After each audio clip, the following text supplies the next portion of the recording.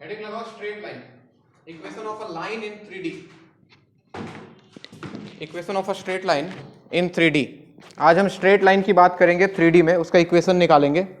और सबसे पहले बता दूं कि इसका 2D वाले स्ट्रेट लाइन से कोई रिलेशन नहीं है बच्चों। स्ट्रेट लाइन हम बेसिकली निकाल रहे हैं equation of straight line in 3D। कैसे निकालते हैं, क्या होता है कहानी, ध्यान से सुने। सबसे पहला इसका पढ़ेंगे हम case 1। When a point on the line is given and its direction is given.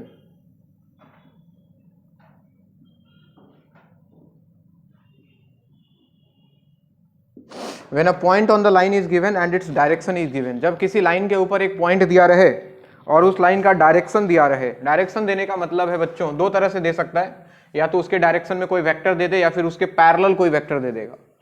तो ध्यान से सुने, सबसे पहले बात करते हैं वेक्टर फॉर्म की। अब हमें वेक्टर और कार्टेशियन दोनों फॉर्म को एक साथ लेके चलना है। हम बात कर रहे हैं वेक्टर फॉर्म की। ध्यान से सुनो क्या हो रहा है कहानी में। एक लाइन है, मुझे इसका इक्वेशन निकालना है।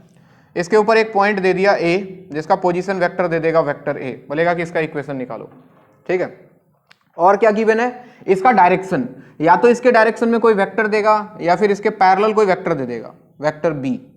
ये जो वेक्टर है ये इसके पैरेलल है। ये बताना चाह रहा है कि इस लाइन का इक्वेशन लिखना है इस लाइन के डायरेक्शन में, यानी कि इस वेक्टर के डायरेक्शन में, यानी कि इस तरफ इसका इक्वेशन लिखना है। तो हमने क्या किया, इस पे अपनी मर्जी से एक पॉइंट माना P, जिसका कोऑर्डिनेट ले लेता हूं वेक्टर R। जैसे एक्स वाई जेड माना करते थे कार्टेशियन सिस्टम में, वैसे यहाँ पे वेक्टर R मानते हैं। ये जूम किया, हमें ये लाइन AP का, इधर जिसका डायरेक्शन गिवन वेक्टर B का, उधर ही इसका डायरेक्शन है। मुझे इस लाइन AP का इक्वेशन निकालना है। ध्यान से देखो तो एक चीज तो साफ साफ दिख रहा है कि वेक्टर AP जो होगा, क्या वो पैरेलल है वेक्टर B के? गिवन है, ये बेसिकली गिवन है कि इसके डायरेक्शन में ही निकालना था।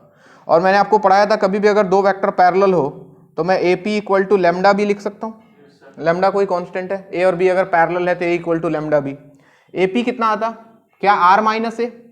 AP वेक्टर क्या लिखता मैं, R minus A equal to lambda B. तो यहां से देखो क्या मिला, R equal to A plus lambda B. यही इक्वेशन होता है बच्चों एक लाइन का, जब उसके ऊपर एक पॉइंट गिवन हो। इसमें ध्यान रखने वाली बात क्या है कि ये जो वेक्टर ए दिख रहा है, this is point on given line, point on given line.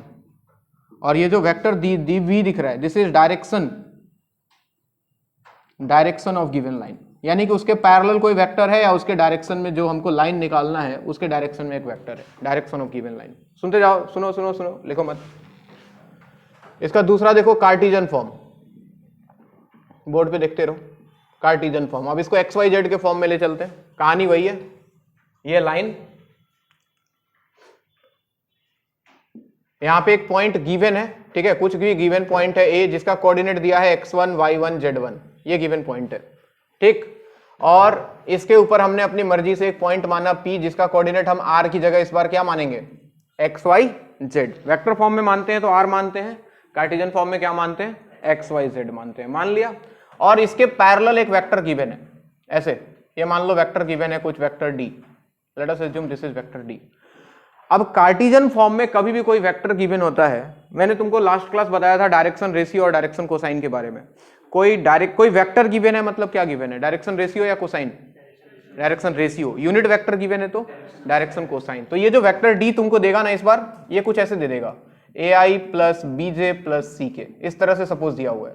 इसका मतलब तुमको समझ जाना है कि इसके पैरेलल एक वेक्टर है जिसका डायरेक्शन रेशियो कितना है, A B और C है, या फिर इसके पैरेलल बोलो या इसका भी बोल सकते हो कि इस लाइन AP का डायरेक्शन रेशियो दिया हुआ है ABC।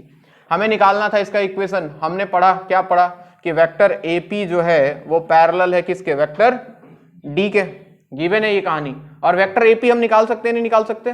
वेक्टर AP कितना आता, x minus x1 into i cap plus y minus y1 into j cap plus z minus z1 into k cap. और वेक्टर D गिवन है। अब याद करो IJ के फॉर्म में अगर दो वेक्टर पैरेलल होता था, A1 by A2 equal to B1 by B2 equal to C1 by C2, क्या है, याद है? तो क्या मैं, अगर ये दोनों पैरेलल है आपस में, तो मैं लिख सकता हूं x minus x1 divided by A must be equal to y minus y1 divided by B must be equal to z minus z1 divided by C. ये रहा लाइन का इक्वेशन कार्टेशियन फॉर्म में, जहां पे ध्यान देने वाली बात क्या है, x1 y1 z1, what is this, point on line, point on line जिसका इक्वेशन लिखना है। और ये जो ABC दिख रहा है बच्चों, what is this ABC, this is direction ratio of line. Direction ratio of line बोल दो या फिर उसके पैरेलल किसी लाइन का डायरेक्शन रेशियो है। बात समझ में आई, नोट करो पहले इसको।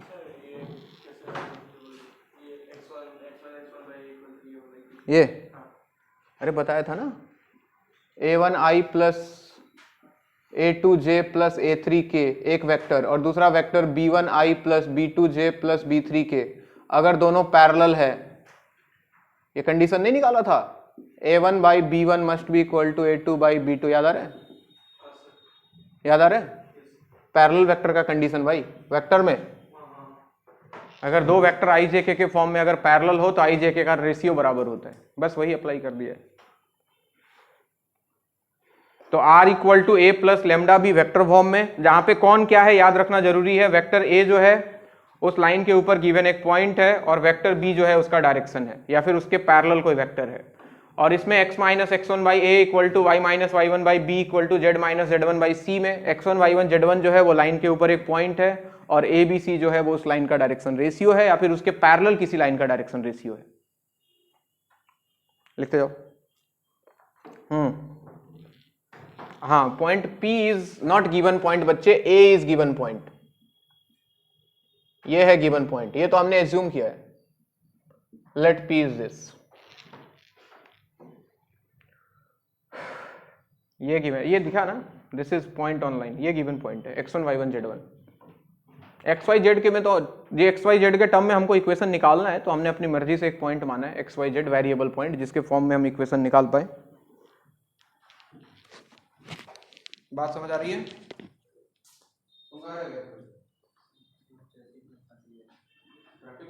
साइकिल से इतना दूर साइकिल से चलाता है, बस पकड़ के नहीं आ जाता तुझे, डर लगता है, ये सही आदमी है, को बस वाला किडनैप कर लेगा तुमको। आराम नहीं कभी जगह नहीं जाता है, सब छिलते रहता है, बस में डर लगता, साइकिल में डर नहीं लगता। साइकिल को किसी दिन ठोक दिया ना बस वाला, तब पता लगेगा तुमको। तो सब छिलते रहते हैं, डर लगता है कि वो ये तो बचेगा नहीं। कोरोना कमजोर हूँ इतना।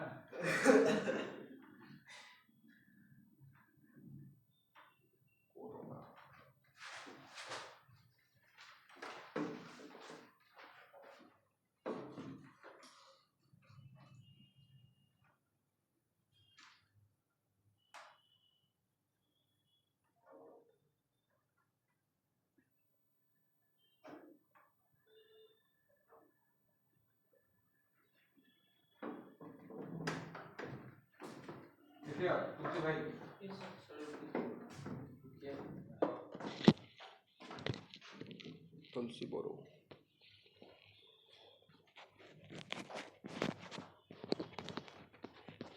और भाई घर कब जा रहे हैं तुम नेक्स्ट? क्या नाम था इसका? जिंदो। जिंदो कब जा रहे हैं घर? अब नहीं जाएगा। घर में मिलने गया था किसी से ना।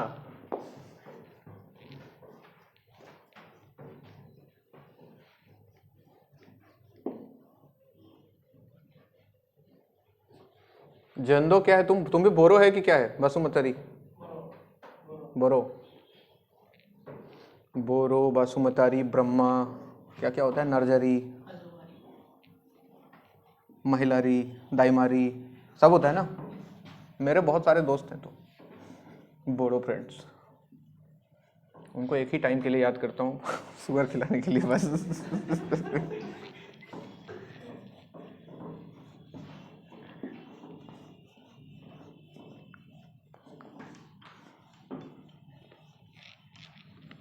चलिए अब बात करेंगे हम when 2 points are given on the line, case 2, when 2 points are given on the line, अगर लाइन के ऊपर 2 पॉइंट सीधा दे दे और बोले कि उसका इक्वेशन निकालो भाई, कैसे निकलेगा, तो उसकी बात करेंगे हम। इसमें भी 2 केस, एक वेक्टर फॉर्म एक कार्टेशियन फॉर्म, तो बारी बारी से दोनों को देखेंगे।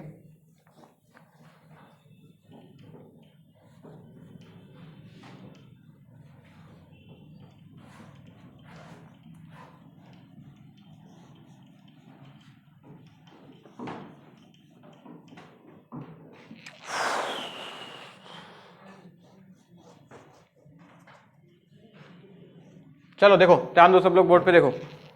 सबसे पहले बात करते हैं वेक्टर फॉर्म की। वेक्टर फॉर्म, एक लाइन है, इसके ऊपर 2 पॉइंट दिया बच्चों इस बार। ए कोऑर्डिनेट दे दिया इसका वेक्टर ए वेक्टर फॉर्म में, बी कोऑर्डिनेट दे दिया इसका वेक्टर बी। ये दोनों गिवन है।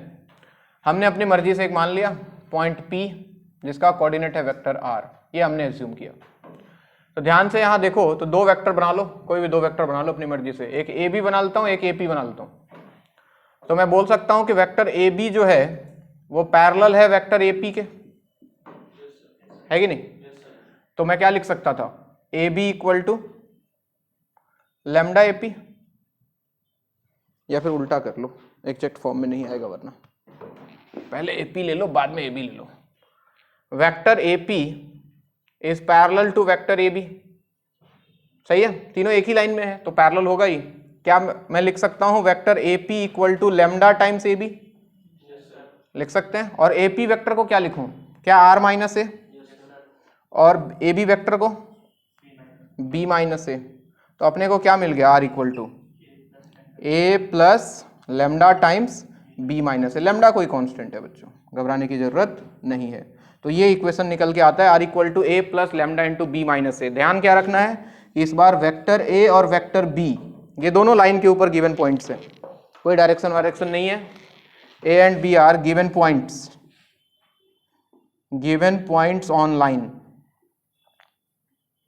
ठीक। अब देखो इसका कार्टेशियन फॉर्म, कार्टेशियन फॉर्म ध्यान दो।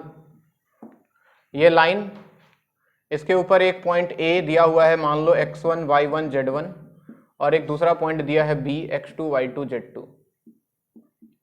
निकालने का तरीका भी बिल्कुल वही है। एक पॉइंट p ले लिया हमने x y z, और यहां से हमने 2 वेक्टर बना लिया, एक वेक्टर ए बी और वेक्टर ए पी।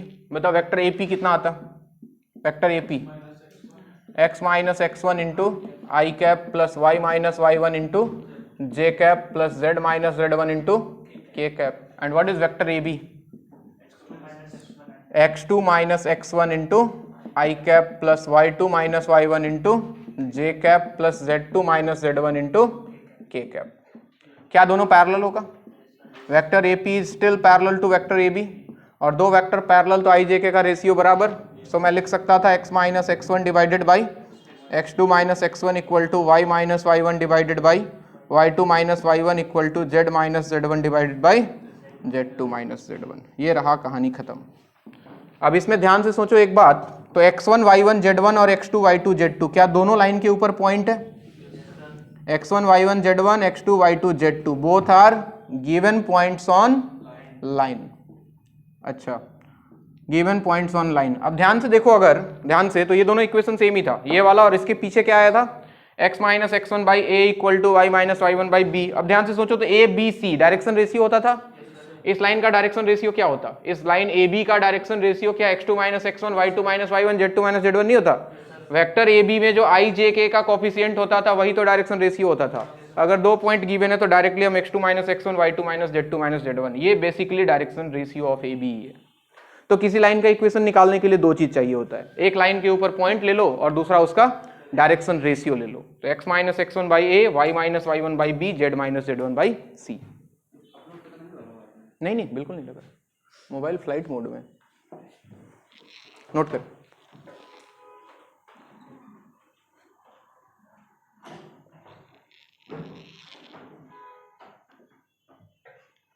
ये जियो वाला बड़ा बेवकूफ बना के चला गया लगता है कभी कभी। एक अपलोड पे लगा दो नेटवर्क खत्म हो जाता है। जियो फाइबर है, जबकि बोला था 100।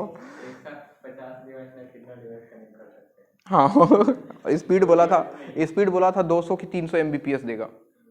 अभी तो लग रहा है 10 Mbps भी दे रहा है कि नहीं पता नहीं। हाँ जियो 5 ज़्यादा, एयरटेल सही चल रहा है। ओए की होल कुने कोई ऐसे पिसफले, किसके बैकग्राउंड में आदमी बोल रहा है भाई?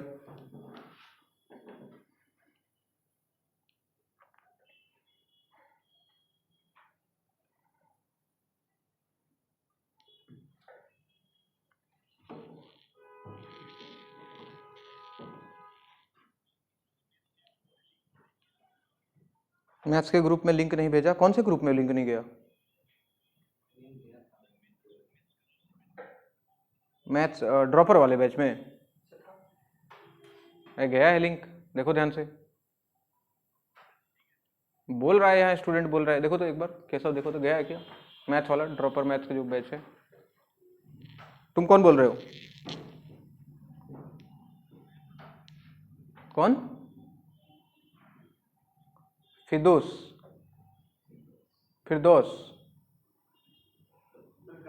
गया है लिंक, देखो केशव बोल रहा है गया है।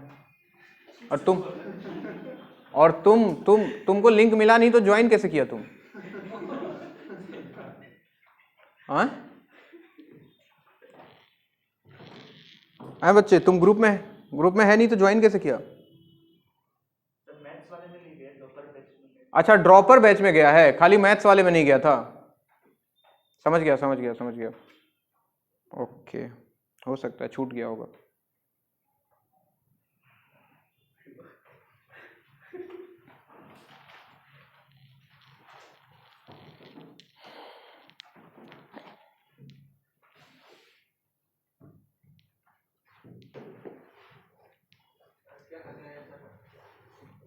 आज मैं खाया भात और आलू का भुजिया, उसके साथ अंडा मिक्स करके फ्राई कर दिया। मजबूरी था, रात में वही बचा हुआ था। क्या मटन खाते हैं ना? मटन तो मेरा फेवरेट चीज़ है भाई, जानवर जितना बड़ा उतना बढ़िया। ये दुनिया का दस्तूर है, सब खाता हूँ मैं। आई ईट एवरीथिंग। जाके बता मत देना तुम लोग बजरंग दल में।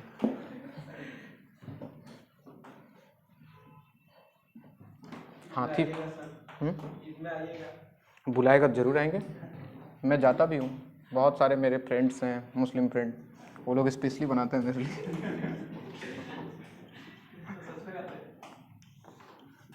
अब तुम ऐसे पब्लिकली मत पूछो, जिस दिन खिलाने का मन हो बुला लेना। It's very sensitive matter you know. आइए जी मुद्दे पे आते हैं हम लोग। Angle between two lines, angle between two lines, दो लाइंस के बीच का एंगल निकालते हैं। ठीक है, इसमें भी दो फॉर्म में बात कर लेते हैं, एक वेक्टर फॉर्म, दूसरा कार्टेशियन फॉर्म। तो सबसे पहले बात करते हैं वेक्टर फॉर्म की।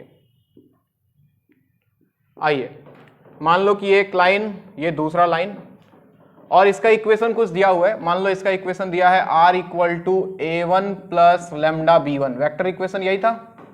और इसका मान लेता हूं r equal to a2 plus lambda b2। तो देखो इक्वेशन देख के समझ में आना चाहिए। सबसे पहली बात तो ये बताओ, इसके अलोंग वेक्टर कौन है, a1 या b1? b1, a1 तो पॉइंट है, दिमाग में रखना। और इसके अलोंग वेक्टर कौन है, b2। तो अगर तुमको वेक्टर अगर लिखना हो इसके अलोंग तो तुम वेक्टर b1 मानोगे, और इसके अलोंग कोई वेक्टर एज्यूम करना हो तो वेक्टर b2 मानेंगे। अब मुझे एंगल निकालना है इनके बीच का, थीटा। तो बहुत सिंपल कहानी हो गया, दो वेक्टर के बीच का एंगल, ये तो हम पहले से निकालते आ रहे हैं। किसका यूज कर लें, डॉट प्रोडक्ट। एंगल निकालने के लिए हमेशा किसका यूज करते हैं, डॉट प्रोडक्ट। याद है cos थीटा इक्वल टू क्या हो जाता था, b1 dot b2 divided by magnitude of b1, यही था। a dot b equal to mod a mod b cos theta. तो यहाँ से cos थीटा निकालेंगे, थीटा निकल के आ जाएगा। अगर दोनों परपेंडिकुलर हो गया, इफ लाइंस आर परपेंडिकुलर, तो b1 डॉट b2 का वैल्यू कितना हो जाएगा, 0 है कि नहीं बात। डॉट प्रोडक्ट इनका 0 हो जाएगा। थीटा 90 cos थीटा 0, पूरा 0, b1 डॉट b2 0। ठीक, अब देखो इसका कार्टेशियन फॉर्म जो ज्यादा इंपॉर्टेंट है। कार्टेशियन फॉर्म की अगर बात करें तो ये दो लाइन, मान लो कि इसका इक्वेशन गिवन है बच्चों, x minus x1 by a1 equal to y minus y1 by b1 equal to z minus z1 by c1। और इसका इक्वेशन दे दिया x minus x2 divided by a2 equal to y minus y2 divide by b2 equal to z minus z2 divide by c2। ठीक, तो हमें पता है x1 y1 z1 तो पॉइंट है, बोर्ड पे देखो। इसके अलोंग अगर कोई वेक्टर लिखना है, लेट अस अस्यूम मेरे दिमाग में आया कि इसके अलोंग एक वेक्टर d1 लिखना है, तो मैं क्या लिख सकता हूँ, सोच के बोलना। a1 i cap plus b1 j cap plus c1 k cap. ये सबसे इंपॉर्टेंट पार्ट है बच्चों की इक्वेशन। लाइन के इक्वेशन को देख के फील आना चाहिए कि a1 b1 c1 इसका डायरेक्शन रेशियो है, मतलब इस लाइन के अलोंग कोई वेक्टर लिख सकता हूं मैं a1 b1 c1 के टर्म में। सिमिलरली इस लाइन के अलोंग अगर कोई वेक्टर d2 लिखना होता तो मैं क्या लिखता, a2 i cap plus B2 J cap plus C2 K cap. सही है। और कहानी फिर से वही, अगर इनके बीच का एंगल थीटा तो मैं लिखता cos थीटा इक्वल टू क्या लिखता, D1 dot D2 divided by mod D1 mod D2। सही है। और D1 डॉट D2 कितना आता देखो, इसका डॉट प्रोडक्ट करते तो A1 A2 plus B1 B2 plus C1 C2 divided by mod D1 कितना, under root A1 square plus B1 square plus C1 square under root A2 square plus B2 square plus, खत्म कहानी। ये कहानी है। ये बहुत इंपॉर्टेंट फॉर्मूला, हर जगह यही काम आएगा। कभी भी दो लाइन के बीच का एंगल लिखना हो तो ये फॉर्मूला लगा देंगे हम cos थीटा का, जिसमें ख्याल रखना है कि A1 B1 C1 पहले लाइन का डायरेक्शन रेशियो है और A2 B2 C2 दूसरे लाइन का डायरेक्शन रेशियो है। अब इसमें कंडीशन चाहो तो बना लो, अगर लाइंस परपेंडिकुलर हुआ, लाइंस आर परपेंडिकुलर, तो क्या cos थीटा 0 हो जाएगा, cos थीटा 0 तो ये पूरा इधर आके 0 हो जाएगा। तो देखो हमको कंडीशन मिलता है, बहुत इंपॉर्टेंट कंडीशन, क्या, A1 A2 plus B1 B2 plus C1 C2 equal to, बहुत ही सबसे ज्यादा यूज होने वाला कंडीशन, कभी भी दो लाइन परपेंडिकुलर होगा उनके डायरेक्शन रेशियो को क्रॉस मल्टीप्लाई करके इक्वल टू 0 कर देना है। अगर लाइंस पैरेलल हुआ, हालांकि जरूरत नहीं है, बट अगर हुआ पैरेलल हुआ तो क्या मैं बोल दूंगा D1 और D2 पैरेलल हो जाएगा, D1 will be parallel to, और अगर ये दो वेक्टर पैरेलल तो क्या मैं लिख सकता हूं A1 by A2 equal to B1 by B2 equal to C1 by C2, यानी कि उनके डायरेक्शन रेशियो का रेशियो बराबर होगा। ठीक है, बात नोट करें।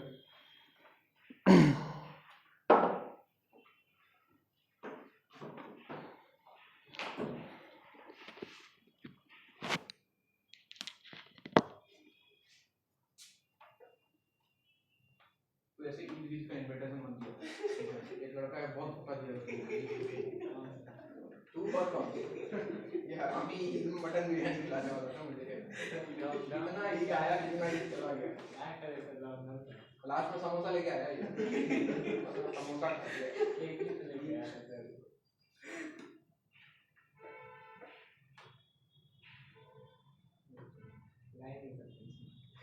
ऑफलाइन क्लास स्टार्ट हो गया है थोड़ा बहुत, तुमको आना है तो आ सकते हैं, आना है तुमको, ज्योति नहीं आना होगा, सुजान बाजार में भी नहीं चल रहा है, सारा क्लास यहीं पे चल रहा है, ज्योति नहीं। अब वो एक नहीं सर, ऑनलाइन नहीं कीजिए ना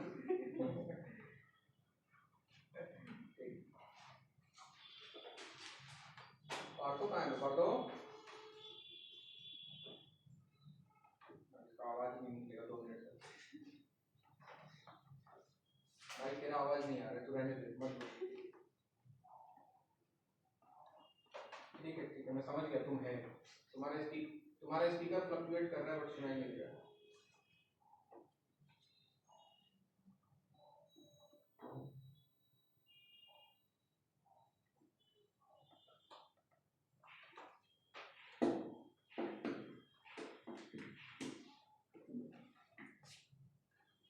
ये में तो अभी टाइम है ना, कब है टाइम है, बहुत टाइम है ना अभी तो, ईद का साल भी नहीं है, मई में ही हो जाएगा, मई में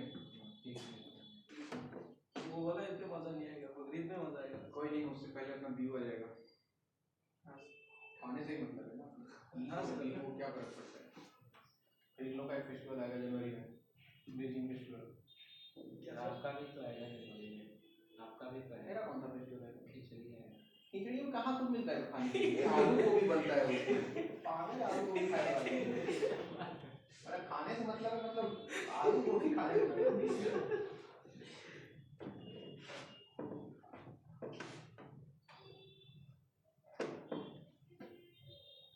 आपका पार्टी से आया नहीं अभी तक, क्या पार्टी अभी तक आया नहीं, पार्टी आएगा, ओकेजन ही नहीं बन रहा है, 2-3 आ रहे हो, 2-3 स्टूडेंट आ रहे हो, बाकी सब गाली देगा फिर।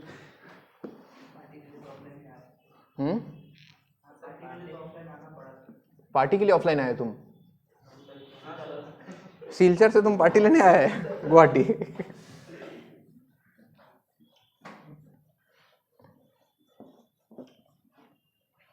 अच्छा, अगर डायरेक्शन रेशियो की जगह डायरेक्शन कोसाइन दे दिया हो तो लाइन का, ऐसा अगर इसका डायरेक्शन कोसाइन दे देता L1 M1 N1 और इसका डायरेक्शन कोसाइन दे देता L2 M2 N2, है ना, और उनके बीच का एंगल थीटा होता, तो क्या मैं cos थीटा इक्वल टू लिख सकता था L1 L2 plus M1 M2 plus N1, अबे C1 C2 कहाँ से है, N1 N2। क्या सिर्फ इतना ही होता? सोचो क्यों, सोचो क्यों। हाँ, क्योंकि ये वैल्यू 1, याद है L square plus M square plus N square 1 होता था, तो ये 1 हो जाता और ये भी 1 हो जाता, तो सिर्फ इतना ही फॉर्मूला लगता अगर डायरेक्शन कोसाइन देता तो। डायरेक्शन कोसाइन मतलब यूनिट वेक्टर अगर दे दे लाइन की तरफ तो।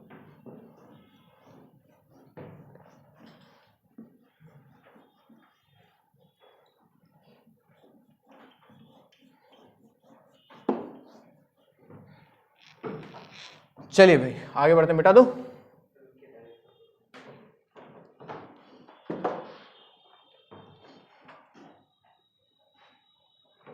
कौन था?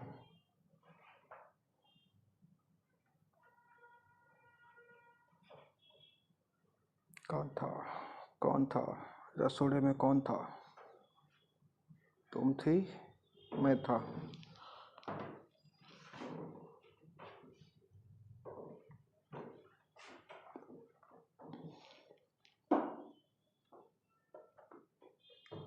एक और बात नोट डाल के लिख लो, यूज आएगा उसका बहुत जगह पे। नोट डालो और लिखो, to find the direction ratio,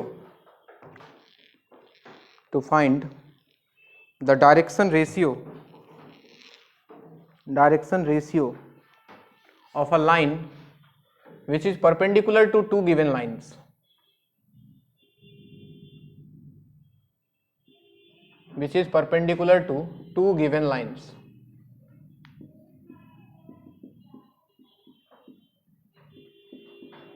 To find the direction ratio of a line which is perpendicular to two given lines. दो लाइन दे देगा, इक्वेशन दे दिया, मतलब उनका डायरेक्शन रेशियो मान लो तुमको दे दिया।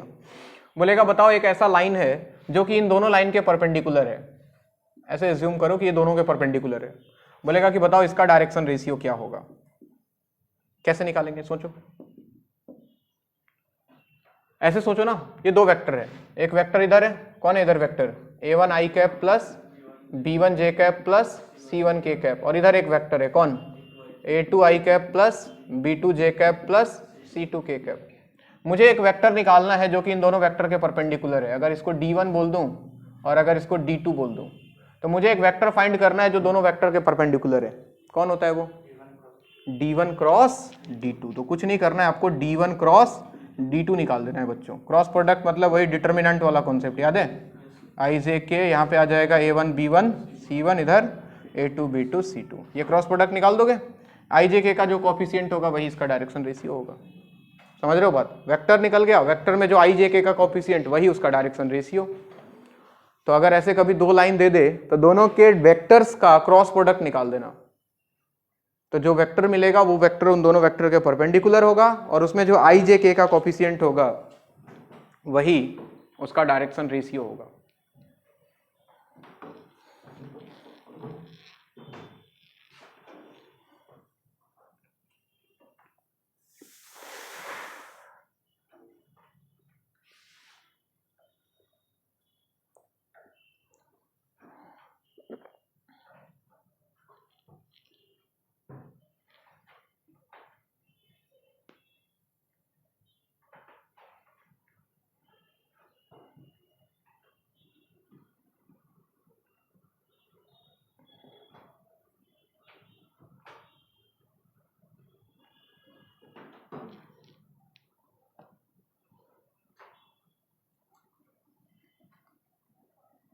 लिखो, सवाल लिखो,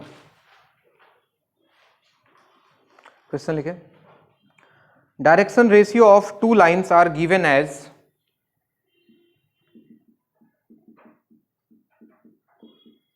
direction ratio of two lines are given as L1 263 L2 122। ऐसे बोर्ड पे देखो, ऐसे लिखते हैं डायरेक्शन रेशियो को। L1 एक लाइन है जिसका डायरेक्शन रेशियो है 263, और L2 एक लाइन है जिसका डायरेक्शन रेशियो है 122। फाइंड एंगल बिटवीन देम, इनके बीच का एंगल निकालना है। A1 B1 C1 गिवन है, A2 B2 C2 गिवन है, निकाल दो।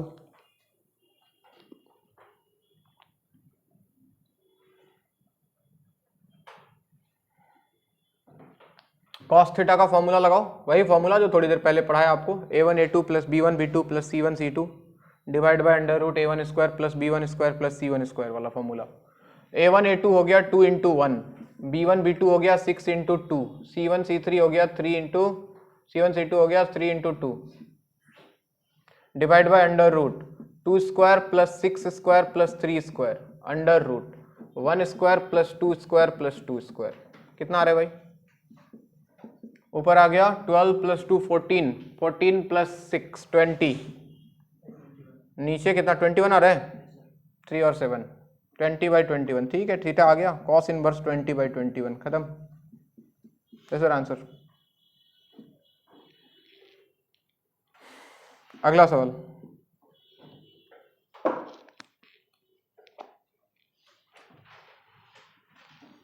A412 B5 lambda 0 C211 and D33 minus 1 are 4 points. A412 B5 lambda 0 C211 and D33 minus 1 are 2 points. Then find the value of lambda, sorry 4 points, हाँ ठीक है, are 4 points. Then find the value of lambda, find the value of lambda if, पहला part, vector AB is parallel to vector CD and second part, vector AB is perpendicular to vector CD। हालांकि ये सवाल हम कर चुके हैं, कुछ भी नया नहीं है इसमें। Vector A B is parallel to vector C D and vector A B is perpendicular to vector C D. सबसे पहले तो वेक्टर ए बी और सी डी निकाल के देखो, write down vector A B and vector C D, दोनों का value लिखो।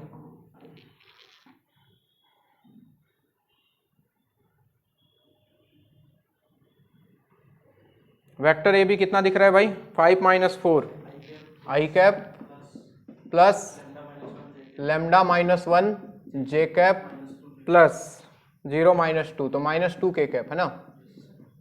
और सी डी वेक्टर बोलो, 3 माइनस 2 आई कैप प्लस 2 जे कैप माइनस 1 माइनस 2 के कैप।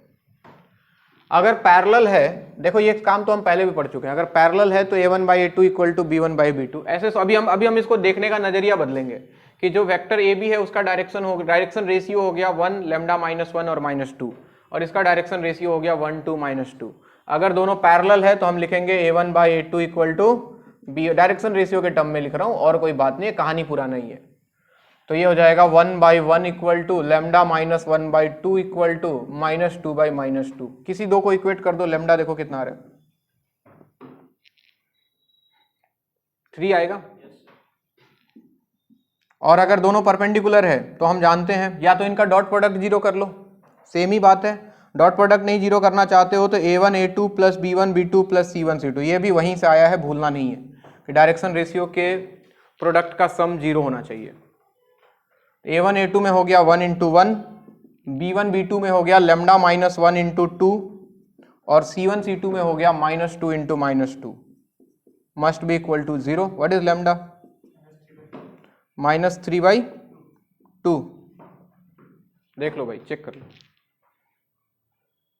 4 प्लस 1 5, RHS में गया minus 5, minus 5 by 2 plus 1 minus 3 by 2। सही है, सही बात।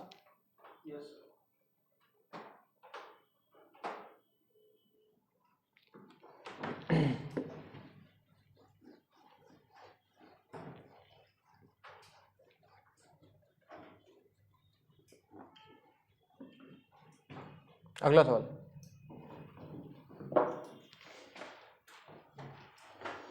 ये सवाल पूछा हुआ है AIEEE का। इफ द लाइन्स लिखो, इफ द लाइन्स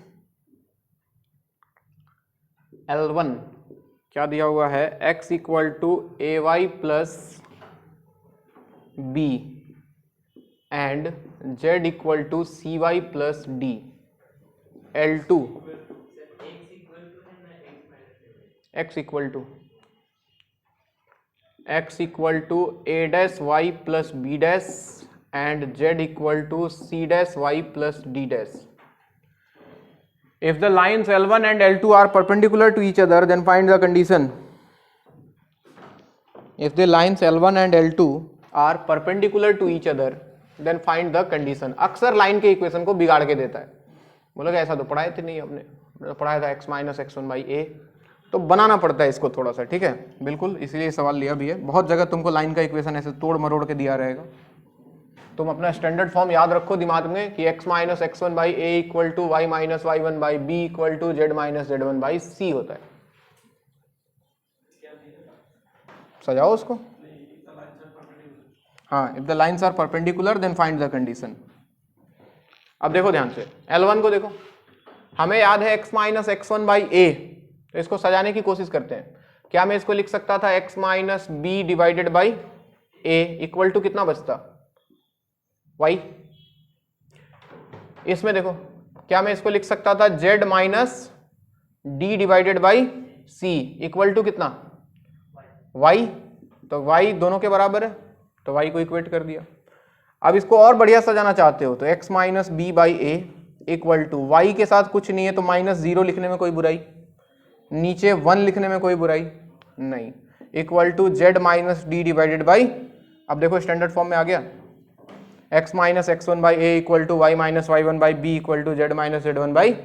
सिमिलरली बताओ इसके बारे में क्या लिखना चाहिए, ये तो हो गया L1, L2 का क्या बनता बताओ, x minus B dash divided by A dash equal to Y equal to Z minus D dash divided by, तो यहाँ माइनस जीरो डिवाइड बाई 1, ये लो दोनों लाइन। अब दोनों लाइन में साफ साफ दिख रहा है।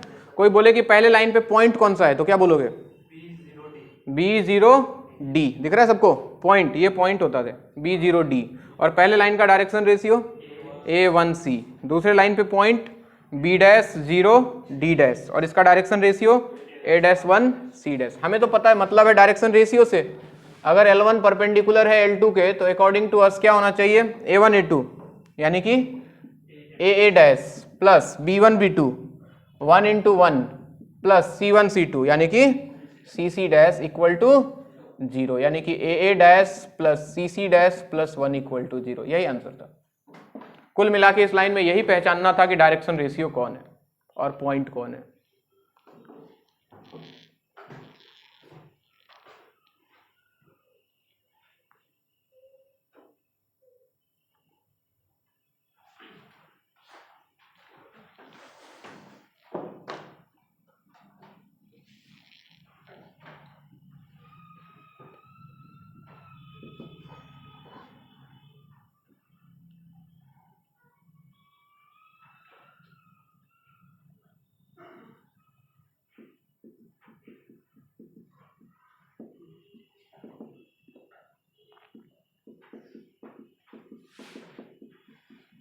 अगला सवाल लिखो, find the equation of a line, find the equation of a line which passes through the point A 1 2 minus 3, find the equation of a line which passes through the point A 1 2 minus 3 and which is parallel to vector B 3i minus j plus 4k. Find the equation of a line which passes through the point A 1 2 minus 3 and which is parallel to the vector 3i minus j plus 4k, both in vector and Cartesian form,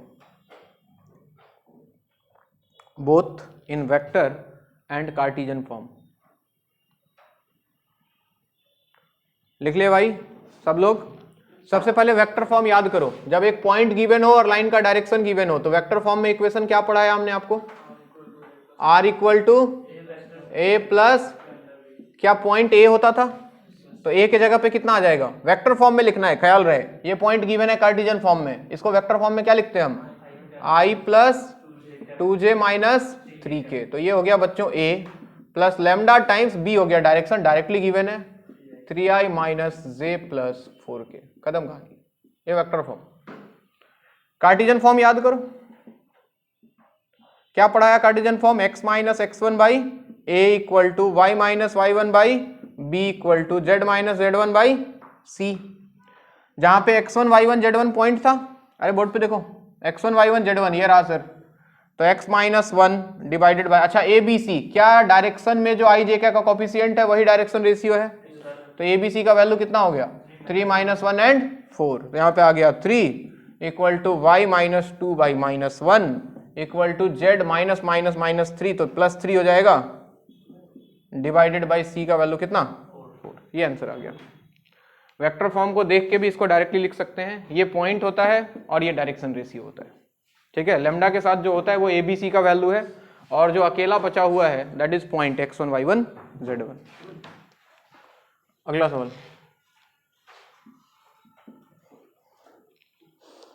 equation of a line is given as,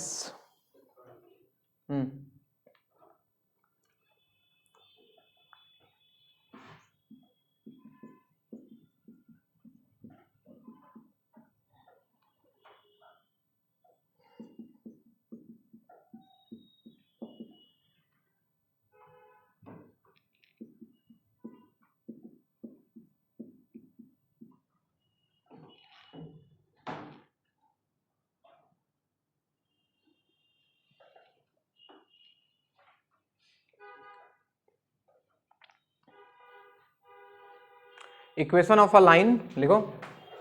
next question, equation of a line is given as, ये लिखा हुआ है r equal to 3 minus 2 lambda into i cap plus lambda minus 4 into j cap plus 5 lambda minus 7 into k cap, find its direction ratio and its Cartesian equation, find its direction ratio and its Cartesian equation. चलो दिमाग लगाओ, equation को फिर से हमने बिगाड़ के दिया है, अब इसको vector form r equal to A plus lambda B में सजाना होगा तुमको, एंड इट्स कार्टेशियन इक्वेशन,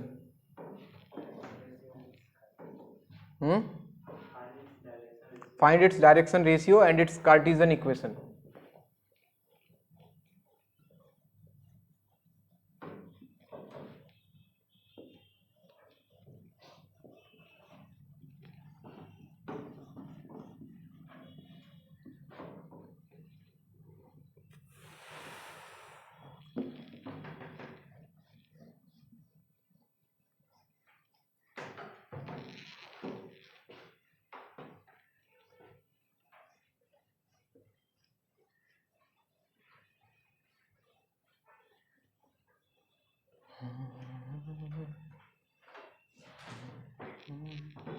अरे लेमडा अलग करो ना, लेमडा वाले टर्म को अलग करो, आ जाएगा r equal to A plus lambda B form में।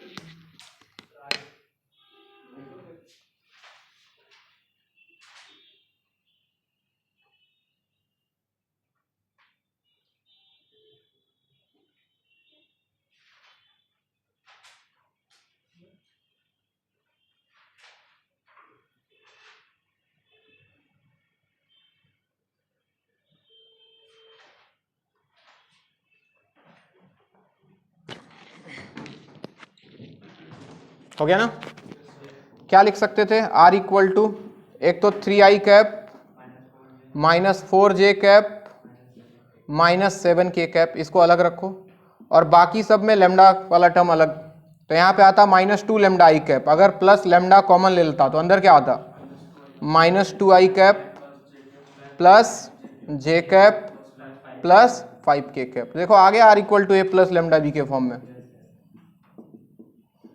तो ये रहा पॉइंट और ये रहा डायरेक्शन रेशियो। तो पॉइंट कितना, अगर पॉइंट पूछता तो बता सकते थे 3 माइनस 4 माइनस 7, और डायरेक्शन रेशियो पूछता तो माइनस 2 1 5, तो क्या आ जाता इक्वेशन इसका, Cartesian equation, x minus 3 divided by minus 2 equal to y plus 4 divided by 1 equal to z plus 7 divided by 5। Clear है कहानी। नेक्स्ट,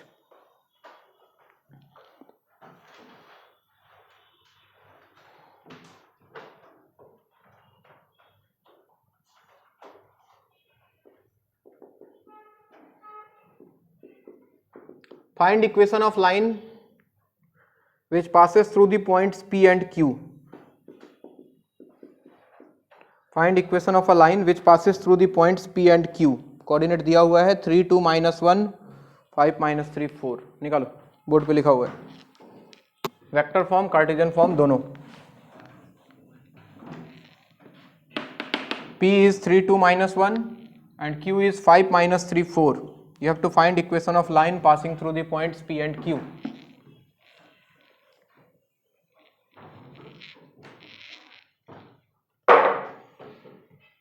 चलिए पहले वेक्टर फॉर्म को याद करते हैं भाई, क्या था बता दो। R equal to A plus lambda into B minus A. ख्याल रहे इस बार A और B दोनों पॉइंट ही होता था, तो वेक्टर फॉर्म में लिखो इसको R इक्वल टू, इसको A मान लो, क्या लिखूं 3i plus 2j minus k plus lambda times B minus A. अगर इसको B मान लें, इसको A मान लें, क्या लिखें B माइनस ए को 5 माइनस 3 कितना 2i, पूरा लिख दूं क्या, कोमा में नहीं जाओगे ना। 5 minus 3 2i plus minus 3 minus 2 कितना माइनस 5j और 4 माइनस माइनस प्लस यानी कि 5k। क्लियर है कहानी। कार्टेशियन फॉर्म में लिखना है तो सर फॉर्मूला लगा लो या फिर इससे भी लिख सकते हो, लेकिन चलो अलग से लिख लो। हमने पढ़ाया आपको x minus x1 by x2 minus x1, याद करो, equal to y minus y1 by y2 minus y1 equal to z minus z1 by z2 minus z1। तो ये रहा x1 y1 z1, ये रहा x2 y2 z2, रख दो उठा के। तो ये बन जाएगा yx minus 3 divided by 5 minus 3 equal to y minus 2 divide by minus 3 minus 2 equal to z minus minus plus 1 divide by 4 minus minus plus 1। तो कितना आ गया x minus 3 by 2 equal to y minus 2 by minus 5 equal to z plus 1 by 5। ये तो यहीं से दिख रहा था, ये डायरेक्शन रेशियो था सर, 2 माइनस 5 5 था इधर।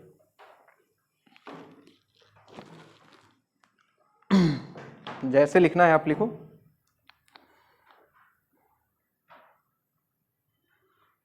अगला सवाल,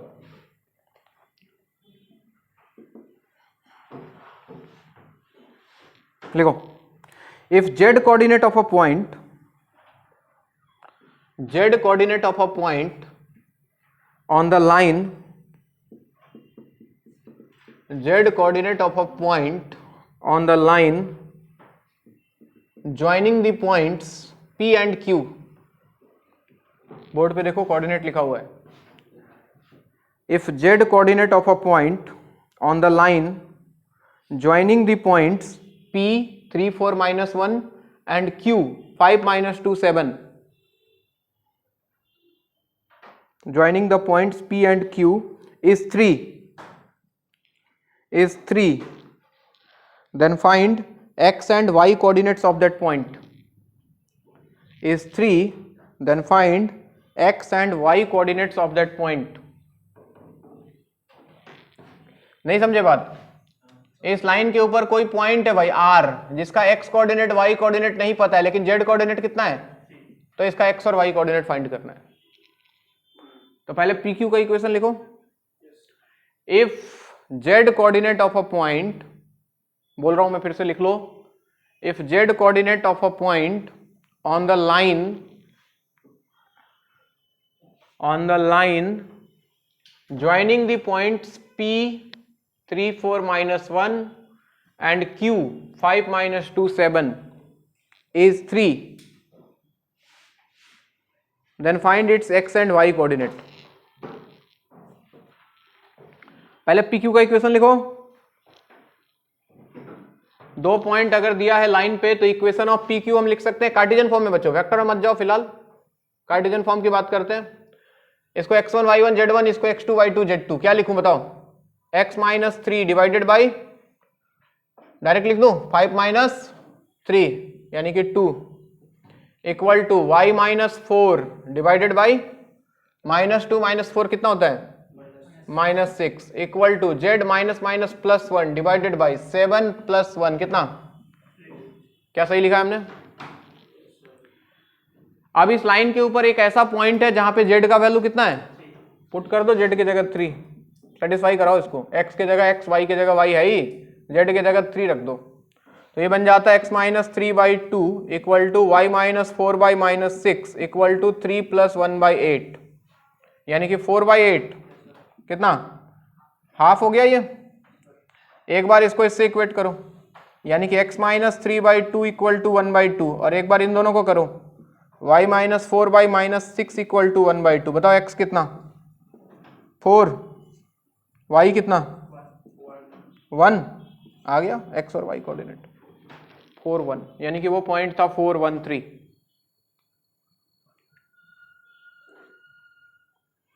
बात समझ में आ रही है?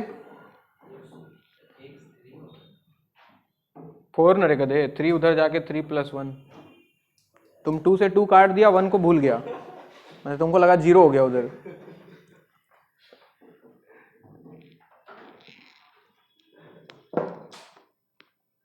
नेक्स्ट,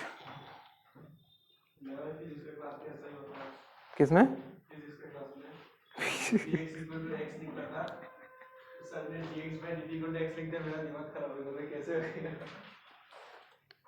फिजिक्स में तो बहुत कुछ होता है, मेडिकल वालों के साथ तो बड़ा मजा आता है मुझे। एक बार तो उसने dx से dx को काट दिया था, बोथ साइड, इंटीग्रेशन ही गायब कर दिया। नेक्स्ट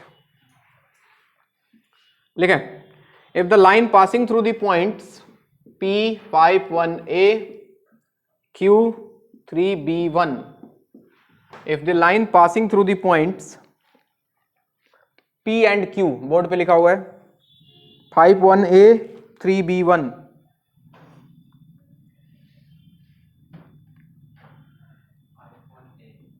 हाँ 5p का कोऑर्डिनेट है 5 1a, Q का कोऑर्डिनेट है 3b1, intersect the yz plane, intersect the yz plane at the point 0 17/2 minus 13/2, intersect the yz plane at the point 0 17/2 minus 13/2, then find a and b। वो जो a और b दिख रहा है, small a small b, उसका value निकालना है। कुछ नहीं करना है, बहुत सिंपल है, पी क्यू का इक्वेशन लिखो और ये पॉइंट सेटिस्फाई करा दो एक्स वाई जेड के जगह पे। ए और बी में 2 इक्वेशन आ जाएगा, निकालो ए और बी का वैल्यू।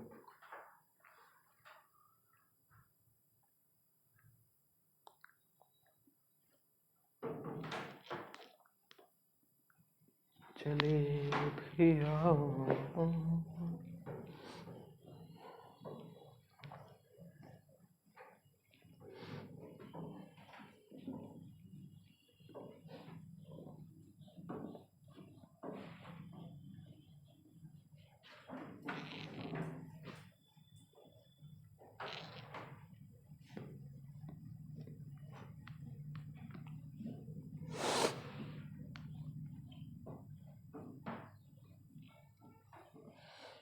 वाईजेड प्लेन इसको इंटरसेक्ट कर रहा है, उससे मतलब नहीं है।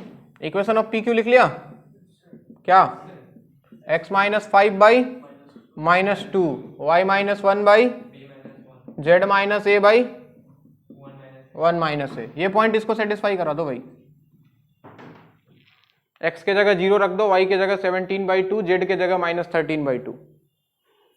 अगर ये पॉइंट पे इंटरसेक्ट कर रहा है प्लेन इसको, तो ये पॉइंट इस पे भी लाई करेगा और प्लेन पे भी लाई करेगा, तो इस पे सेटिस्फाई कराओ।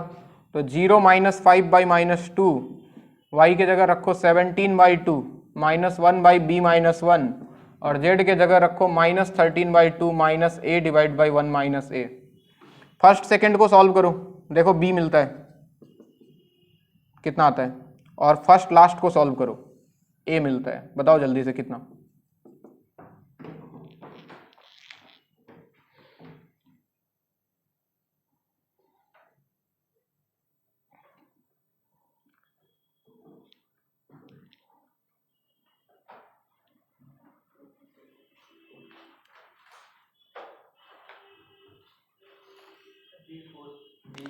B4, ए बताओ कितना, ए नहीं, फिर से चेक करो, सिंपल आंसर आएगा कुछ।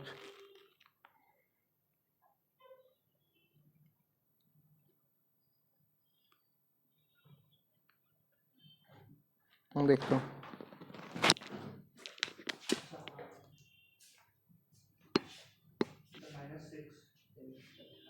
-6 या 6, अच्छा ये सही है 6 +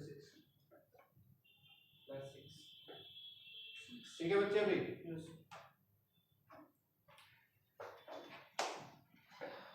ए का वैल्यू 6 आया सबका?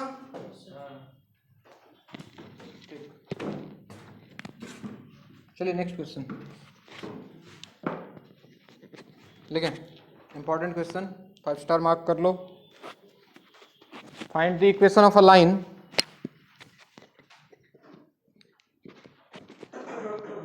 find the equation of a line which passes through origin. Find the equation of a line which passes through origin and perpendicular to the lines L1 and L2. L1 दिया हुआ है x plus 1/3 equal to y minus 3/-1 equal to z plus 2/4 and L2 दिया हुआ है x minus 3/-2 equal to y minus 1/5 equal to z plus 2/3। एक line का equation निकालना है जो ओरिजिन से पास कर रहा है और L1 L2 के परपेंडिकुलर है।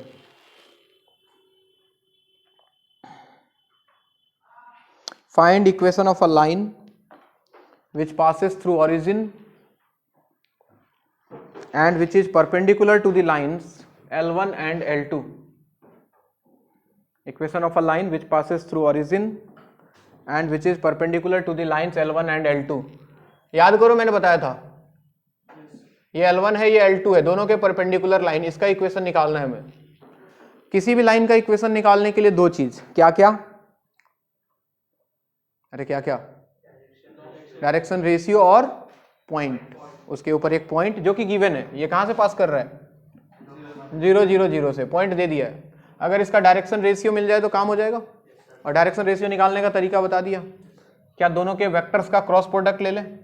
अगर इसके अलोंग वेक्टर D1 है और इसके अलोंग कौन है D2 है, तो क्या मैं इसका डायरेक्शन रेशियो निकालने के लिए मैं D1 क्रॉस D2 निकाल लूं? बताओ, D1 क्रॉस D2 में यहाँ तो IJ के, यहाँ पे क्या आएगा, D1 का कोफिशिएंट क्या होता है सोचो, 3 - 1 4। ये समझ में आ रहा है सबको? अगर D1 लिखना होता तो मैं लिखने वाला था 3i - j + 4k। कंफ्यूज तो नहीं हो रहे ना? D2 लिखना होता तो मैं लिखता -2i + 5j + 3k। तो यहाँ आ गया 3 - 1 4, यहाँ आ गया -2 5 और 3। बताओ जरा एक्सपांड करके देखो इधर बोर्ड पे, चलो मैं ही कर देता हूँ। i into -3 - 20 -23i cap -j into 9, ये प्लस हो जाता 8 17 और एक माइनस लगा है -17j कैप, और k के साथ क्या आता भाई 15 - 2 + 13k कैप। तो क्या मैं बोल दूं इसका डायरेक्शन रेशियो कितना होता, -23 -17 एंड 13। डायरेक्शन रेशियो मिल गया, पॉइंट पता था, तो इक्वेशन क्या हो जाता भाई, x - 0 / -23 equal to y - 0 / -17 equal to z - 0 / 13। Point 0 0 0 था, डायरेक्शन रेशियो हमने दोनों के क्रॉस प्रोडक्ट से निकाल लिया, उसके परपेंडिकुलर था। तो ऐसे सवाल पूछे जाते हैं, हमेशा दिमाग में रखना है। कभी भी दो लाइन के परपेंडिकुलर किसी लाइन को ढूंढना है तो सबसे पहले उसका डायरेक्शन रेशियो ढूंढेंगे और वो क्रॉस प्रोडक्ट से ढूंढेंगे हम।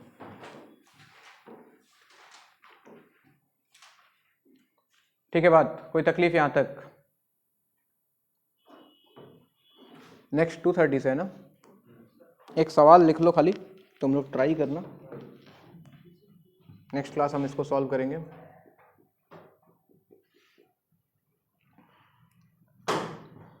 लिखो, find foot of perpendicular, length of perpendicular and image.